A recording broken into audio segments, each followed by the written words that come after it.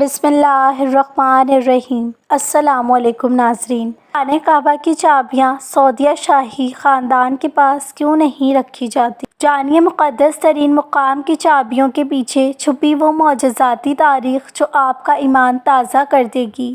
اگرچہ سعودی فرمان روا کو خادمین حرمین شریفین کہا جاتا ہے، لیکن در حقیقت خانہ کعبہ کی چابیاں ان کے پاس نہیں ہوتی۔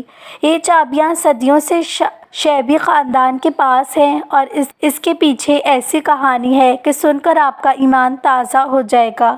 بیت اللہ کی چابیاں اس خاندان کے پاس اس لیے چلی آئی ہیں کہ خود اللہ عز و جل نے اس کام کے لیے اس خاندان کا انتخاب کیا تھا، اور رسول اللہ صلی اللہ علیہ وسلم نے چابیاں ان کے حوالے کی تھی۔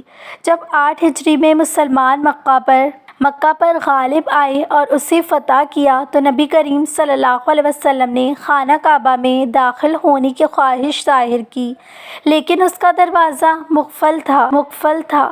لوگوں نے بتایا کہ اس کی چابیاں عثمان ابن طلحہ کے پاس ہیں۔ عثمان ابن طلحہ مسلمانوں کے مکہ مکرمہ فتح کر لینے پر خوفزدہ ہو کر خانہ کعبہ کی چھت پر چھپے ہوئے تھے۔ لوگوں کے بتانے پر رسول اللہ صلی اللہ علیہ وسلم نے حضرت علی کو حکم دیا کہ عثمان سے چابیاں لے کر دروازہ کھولو۔ جب حضرت علی نے عثمان سے چابیاں طلب کی تو اس نے دینے سے انکار کر دیا۔ حضرت علی نے اس کا انکار نظر انداز کر دیا اور اس سے چابیاں چھین لی اور دروازہ کھول دیا، اور رسول اللہ صلی اللہ علیہ وسلم خانہ کعبہ کے اندر داخل ہو گئے۔ بیت اللہ کے اندر رسول اللہ صلی اللہ علیہ وسلم نماز ادا کر رہے تھے کہ حضرت جبرائیل علیہ السلام کا پیغام لے کر اللہ عز و جل کا پیغام لے کر آ گئے۔ اس وقت قرآن کریم کی آیت نازل ہوئی جس کا ترجمہ ہے، بے شک اللہ تمہیں حکم دیتا ہے کہ امانتیں امانت والوں کو پہنچا دو، اور جب لوگوں کے درمیان فیصلہ کرو تو انصاف سے فیصلہ کرو۔ بے شک اللہ تم کو اچھی نصیحت کرتا ہے، بے شک اللہ تو سننے والا اور دیکھنے والا ہے۔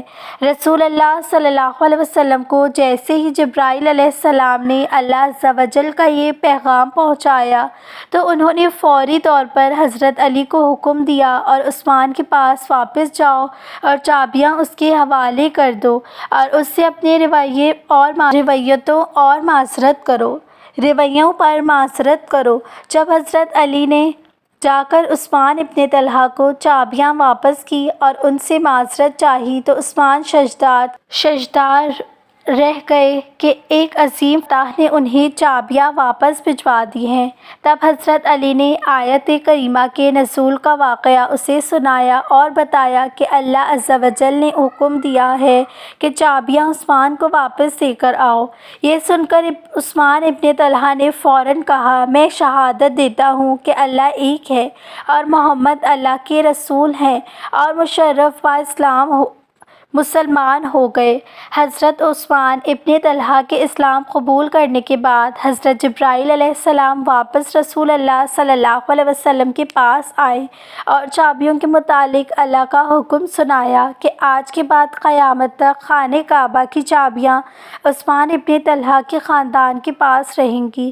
اس دن کے بعد سے آج تک خانہ کعبہ کی چابیاں اسی خاندان کے پاس ہیں۔ فتح مکہ کیوں، کب اور کیسے؟ صلح حدیبیہ میں کفار مکہ اور مسلمانوں کے درمیان امن معاہدہ ہوا، جس میں ایک شرط یہ بھی تھی کہ جو بھی قبیلہ کفار مکہ سے تعلق رکھنا چاہے وہ رکھے، اور جو مسلمان سے تعلق رکھنا چاہے وہ مسلمانوں سے تعلق رکھے۔ اسی بنا پر قبیلہ بنی بکر نے قریش سے اور قبیلہ بنی خزاع نے مسلمانوں سے تعلق قائم کیا۔ ان دونوں قبیلوں کے آپس میں دشمنی تھی۔ سن 8 ہجری میں مکہ کے اندر قبیلہ بنی بکر کے لوگوں نے کفار مکہ کے ساتھ مل کر قبیلہ خزاع کے لوگوں پر حملہ کر دیا۔ جب قبیلہ خزاع کے لوگ اپنی جان بچانے کے لیے حرم کعبہ میں گئے تو وہاں بھی ان کا قتل کیا۔ حضور صلی اللہ علیہ وسلم کی مدد کے لیے پکارنا۔ حضرت بی بی میمونہ کا بیان ہے کہ ایک رات حضور اکرم صلی اللہ علیہ وسلم کاشان نبوت میں وضو فرما رہے تھے کہ ایک دم بالکل ناگہان آپ صلی اللہ علیہ وسلم نے بلند آواز سے 3 مرتبہ فرمایا، لبیک لبیک لبیک، میں تمہارے لیے بار بار حاضر ہوں۔ پھر 3 مرتبہ بلند آواز میں آپ صلی اللہ علیہ وسلم نے یہ ارشاد فرمایا کہ نصرت نصرت نصرت، تمہیں مدد مل گئی۔ جب آپ صلی اللہ علیہ وسلم وضو خانے سے نکلے تو میں نے عرض کیا کہ یا رسول اللہ، آپ تنہائی میں کس سے گفتگو فرما رہے تھے؟ تو ارشاد فرمایا کہ اے میمونہ، غصب ہو گیا، میرے حلیف بنی خزاعہ پر بنی بکر اور کفار قریش نے حملہ کر دیا ہے، اور اس سے مصیبت اور بے کسی کے وقت بنی خزاعہ نے مجھے وہاں سے چلا چلا کر مدد کے لیے پکارا ہے اور مجھ سے مدد طلب کی ہے، اور اگر میں نے پکار سن کر ان کی درس باندھنے کے لیے ان سب کو جواب دیا ہے۔ اعلیٰ حضرت ایمان عشق محبت فرماتے ہیں کہ دور نزدیک سے سننے والے کے کانے لالے کرامات پہ لاکھوں سلام۔ اگلی صبح بنی خزاعہ کے سردار 40 لوگوں کے ساتھ مدینہ شریف آ گیا اور حضور اکرم صلی اللہ علیہ وسلم کو پورا واقعہ سنایا اور کہا کہ آپ کے ساتھیوں کے ساتھ ایسا کیا گیا ہے، اب آپ کا کیا حکم ہے؟ رسول اللہ صلی اللہ علیہ وسلم نے قریش کے پاس اپنا قاصد بھیجا اور 3 شرطیں پیش فرمائی کہ ان میں سے کوئی ایک شرط قریش منظور کر لی۔ بنی خزاعہ کے مقتولوں کو خون بہا دیا جائے، قریشی قبیلہ بنی بکر کی حمایت سے الگ ہو جائیں، اعلان کر دیا جائے کہ حدیبیہ کا معاہدہ ٹوٹ گیا، جس کے جواب میں قرطہ بن عبد امیر نے جواب دیا کہ نہ ہم معاوضہ دیں گے اور نہ اپنے حلیف قبیلہ بنی بکر کی حمایت چاہیں گے۔ ہاں، تیسری شرط ہمیں منظور ہے اور ہم اعلان کرتے ہیں کہ حدیبیہ کا معاہدہ ٹوٹ گیا۔ یہ سن کر سفیر واپس آ گئے۔ ان کے جانے کے بعد کفار مکہ کو احساس ہو گیا کہ انہوں نے کیا غلط کیا ہے، اور جنگ سے بچنے کے لیے حضرت ابو سفیان کو مدینہ بھی بھیجا، مگر ان کی بات نہ بنی اور وہ خالی ہاتھ لوٹے۔ مکہ شریف پر حملہ۔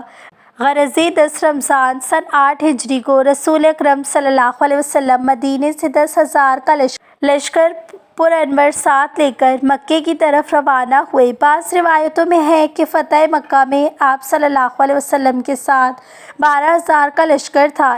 ان دونوں روایتوں میں کوئی تعارض نہیں ہے۔ ہو سکتا ہے کہ مدینہ سے روانگی کے وقت 10,000 کا لشکر رہا ہو، پھر راستے میں بعض قبائل اس لشکر میں شامل ہو گئے ہوں، تو مکہ پہنچ کر اس لشکر کی تعداد 12,000 ہو گئی ہو۔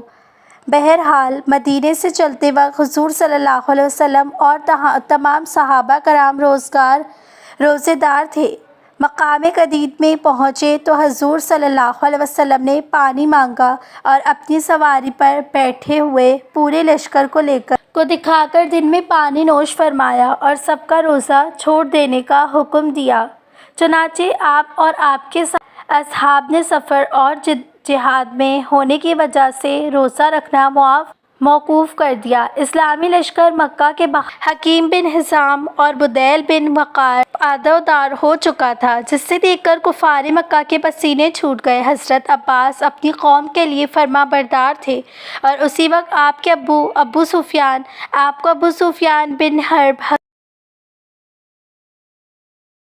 نظر آئے، جو اسلامی لشکر کو حالات جاننے آ گئے تھے۔ حضرت عباس ان تینوں کو لے کر بارگاہ رسالت میں حاضر ہوئے اور ان تینوں نے اسلام قبول کر لیا۔ ساتھ ہی کفار مکہ کی طرف سے ہتھیار ڈالنے اور اپنی ہار ماننے کی اعلان بھی کر دیا۔ آپ صلی اللہ علیہ وسلم کی 8 سال بعد مکہ میں آمد۔ حضور صلی اللہ علیہ وسلم جب فاتحانہ حیثیت سے مکہ میں داخل ہونے لگے تو آپ نے اپنی مبارک اونٹنی قصوہ پر سوار تھے، ایک سیاہ رنگ کا امامہ باندھے ہوئے۔ بخاری شریف میں ہے کہ آپ کے سر پر مغفار تھا۔ آپ کی ایک جانب حضرت ابوبکر صدیق اور دوسری جانب حذیر رضی اللہ تعالیٰ عنہ۔ اونٹنی پر آپ صلی اللہ علیہ وسلم کے ساتھ حضرت اسامہ بن زید تھے، اور آپ صلی اللہ علیہ وسلم کے چاروں طرف جوش میں بھرا ہوا ہتھیاروں میں ڈوبا ہوا لشکر تھا، جس کے درمیان قبہ نبوی تھا۔ ہجرت کے 8 سال بعد آپ صلی اللہ علیہ وسلم اور آپ صلی اللہ علیہ وسلم کے ساتھی مکہ پہنچے تھے۔ رحمت للعالمین کی رحمت۔ آپ صلی اللہ علیہ وسلم نے یہ اعلان فرمایا کہ جو شخص بھی ابو سفیان کے گھر میں داخل ہو جائے گا اسے امان ہے، جو شخص بھی خانہ کعبہ میں چلا جائے گا اسے امان ہے، جو شخص بھی ہتھیار ڈال دے گا اسے امن ہے، اور جو شخص بھی اپنے گھر کا دروازہ بند کر لے گا اسے بھی امان ہے۔ مطلب کہ فتح مکہ کے دن تمام دشمنوں کو معافی دے دی گئی، صرف کچھ بد نصیب ایسے تھے جنہیں معافی نہیں دی گئی، وہ یہ ہیں: عبدالعزیٰ بن خطب، حویرث بن نقید، حارث بن طلحہ، مقیس بن ثعلبہ اور قریبہ۔ مکہ میں داخلے کے بعد سب سے پہلے خانہ کعبہ میں گئے، بتوں کو پھینکا، نفل شکرانے کی نماز ادا کی، حضرت بلال نے اذان دی اور پھر آپ صلی اللہ علیہ وسلم نے خطبہ دیا: ایک خدا کے سوا کوئی معبود نہیں، اس کا کوئی شریک نہیں، اس نے اپنا وعدہ سچ کر دکھایا، اس نے اپنے بندے حضور صلی اللہ علیہ وسلم کی مدد کی اور کفار کے تمام لشکروں کو تنہا شکست دے دی۔ تمام فخر کی باتیں، تمام پرانے خونوں کا بدلہ، تمام پرانے خون بہا اور جاہلیت کی رسمیں سب میرے پیروں کے نیچے ہیں۔ صرف کعبے کی تولیات اور حجاج کو پانی پلانا، یہ 2 اعزاز اس سے مستثنیٰ ہیں۔ اے قوم قریش، اب جاہلیت کا غرور اور خاندانوں کے افتخار خدا نے مٹا دیا ہے۔ تمام لوگ حضرت آدم علیہ السلام کی نسل سے ہیں اور حضرت آدم علیہ السلام مٹی سے بنائے گئے ہیں۔ بے شک امید کرتی ہوں آپ کو یہ اسٹوری ویڈیو پسند آئی ہوگی۔ اگر پسند آئی ہے تو میرے چینل کو ضرور سبسکرائب کیجیے گا تاکہ میری ہر آنے والی ویڈیو کا نوٹیفیکیشن آپ کو ضرور ملے اور آپ میری ہر ویڈیو دیکھ سکیں۔ جزاک اللہ۔